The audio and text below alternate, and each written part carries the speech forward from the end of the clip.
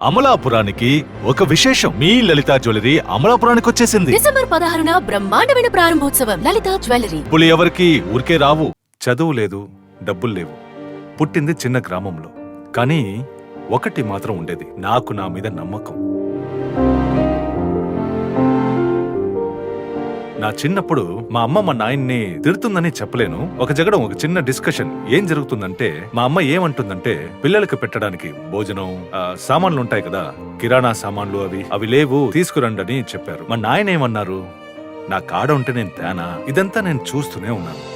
చూసిన తర్వాత నాకు చదువు వద్దనుకుని నేను పనికి పోవడం స్టార్ట్ చేశాను. నెల్లూరులోని ఓ ఫ్యాక్టరీలో ఒక వర్కర్ గా చేరాను. ఎక్కడ చూసినా నెల్లూరులో ఆ టైంలో ఇండియాలో చెప్పుకునేంత ఊరు గోల్డ్ జ్యువెలరీ మ్యానుఫ్యాక్చరింగ్ ఎక్కడ చూసినా ఆచార్య కొట్లే. 50 మందిని పెట్టుకుని 100 మందిని పెట్టుకుని పెద్ద పెద్ద ఫ్యాక్టరీలు పెట్టుకుని అక్కడ గోల్డ్ తయారు చేస్తారనమాట. 20 కిలోలు ఇస్తారు, 50 కిలోలు ఇస్తారు, అన్ని జ్యువెల్స్ రెడీ అవుతూ ఉంటాయి. కానీ నా మైండ్ లో ఒకే ఒక డౌట్ ఏంటంటే, ఇది ఎక్కడ అమ్ముతారు? ఆంధ్ర, తమిళనాడు, కర్ణాటక, కేరళలో జ్యువెలరీ బాగా సేల్ అయ్యేది. అడ్డిగలు గాని, స్వర్ణ పథకం గాని, జుమ్కీలు గాని చాలా ఫేమస్. ఈ రోజు కూడా నెల్లూరులో అదే ఫేమస్. ఆ రోజు కూడా నెల్లూరులో ఫేమస్. ఈ రోజు కూడా నెల్లూరులోనే చెయ్యాలా జ్యువెలరీ, ఇంకెక్కడ చేయలేరు. నాకు చెన్నై దగ్గర అనిపించింది. మా అమ్మ గాజులు 48 గ్రాములు, ఒక్కో గాజు 12 గ్రాములు కరిగించి జుమ్కీలు తయారు చేసి అది అమ్మడానికి చెన్నైకి వచ్చాను. చాలా షాపులు తిరిగాను. కానీ లలిత జ్యువెలరీ నాకాడ తీసుకుంది. నాకు బంగారం వెంటనే ఇచ్చారు. ఆ బంగారంతో మళ్ళీ నగలు చేపించాను. అదే నా తొలి సక్సెస్. సో అట్నే మా ఆచార్య బ్రదర్స్ మధ్యలో నాకు మంచి గుడ్ విల్ ఏర్పడింది. వాళ్ళు నాకు కొంచెం జ్యువెలరీ ఇవ్వడం స్టార్ట్ చేశారు. ఒక 3 సార్లైనా నెల్లూరు టు చెన్నై పోయేసి వచ్చేస్తా. బస్సులోనే పోయేవాడిని. అప్పుడు కారు కూడా లేదు. ఒక 3 సంవత్సరంలోనే నేను బాగా మంచి హోల్సేలర్ను, అంటే చెప్పుకునే అంత పెద్ద హోల్సేలర్ని కాను, కానీ ఒక 10 మంది అంటే నేను కూడా ఒకరిని ఉన్నాను దాంట్లో. ఆ పేరు వచ్చేసింది. అట్నే డెవలప్ అవుతూ పోతానే ఉన్నాను. ఆంధ్ర, తెలంగాణ, తమిళనాడు అన్ని దగ్గర సప్లై చేయడం స్టార్ట్ చేశాను. కేరళ కూడా పోయినా, కర్ణాటక పోయినా. చెన్నైలోనే వ్యాపారం నాకు బాగుంది. చెన్నైలోనే సప్లై చేయడం స్టార్ట్ చేశాను. చేస్తా ఉన్నాను. కానీ నాకు లలిత జ్యువెలరీ నాకు సపోర్ట్ చేసింది, నన్ను నిలబెట్టింది. ఒక రోజు నాకు బాగా గుర్తుంది. బాగా హోల్సేల్ చేస్తున్నాను. నంబర్ 1 పొజిషన్ లో ఉన్నాను అనుకోండి. ఆ రోజు హోల్సేల్ లో 1999 24వ తేదీ ఫిబ్రవరి. లైఫ్ లో పెద్ద ట్విస్ట్. రాత్రి 9 గంటలకి లలిత జ్యువెలరీకి వచ్చాను. అందరూ అనుకునేలాగా నేను లలిత జ్యువెలరీ ఫౌండర్ ని కాను.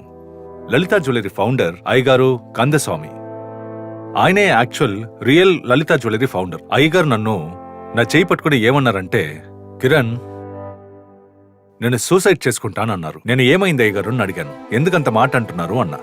కిరణ్, ఈ వయసులో నేను ఏమైనా జైలుకు పోవచ్చా? కానీ ఈరోజు ఫైనాన్షియల్ ప్రాబ్లం వచ్చింది అంటే పొజిషన్ చూస్తే జైలుకు పోవాలి. సో నేనేం చెప్పానంటే, ఈ షాప్ మట్టుకు ఏ పరిస్థితుల్లో కూడా క్లోజ్ అవ్వకూడదు. ఎందుకు అవ్వకూడదంటే, ఫస్ట్ నాకు అన్నం పెట్టింది లలిత జ్యువెలరీ. ఈ షాప్ ఏ పరిస్థితుల్లో క్లోజ్ అవ్వకూడదని చెప్పి ఆ రోజు రాత్రి 12 గంటలు 1 గంటకి టేక్ ఓవర్ చేసి నేను లలిత జ్యువెలరీకి ఓనర్ అయిపోయా. నా హోల్సేల్ బిజినెస్ బాగుండింది, చాలా బాగుండింది, చాలా బాగా చేస్తున్నాను. ఆ నమ్మకంతోనే దీనికి వచ్చాను. సడన్ గా ఏమైందంటే, కిరణ్ ఇప్పటి వరకు మనకి సప్లయర్, ఇప్పుడు కాంపిటీటర్, ఇకపై అతని వద్ద నగలు కొనకూడదు అని డిసైడ్ అయ్యారు. అందరూ స్టాప్ చేశారు నన్ను. ఒక్కరు కూడా నా కాడ హోల్సేల్ ఐటమ్ కొనుక్కోవడంలా, నాకు పాత డబ్బులు రావాలన్నా కూడా నేను ఇచ్చిన నగలనే మళ్ళీ నాకు ఇచ్చి అది కూడా లెక్కలు సెటిల్ చేశారు.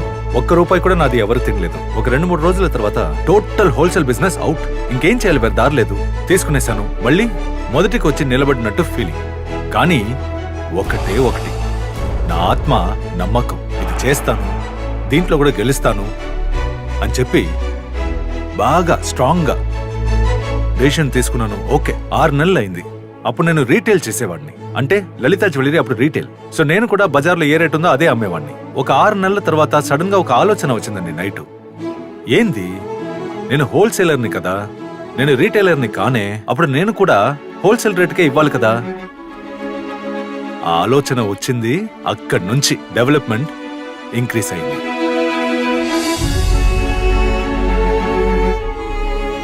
కస్టమర్లతో మాటలు, అప్పుడు ధరలు కంపేర్ చేసుకోమని, అట్లా ధరలు చూస్తే లలిత జ్యువెలరీలో మంచి ధర, మంచి రేట్ ఉంది.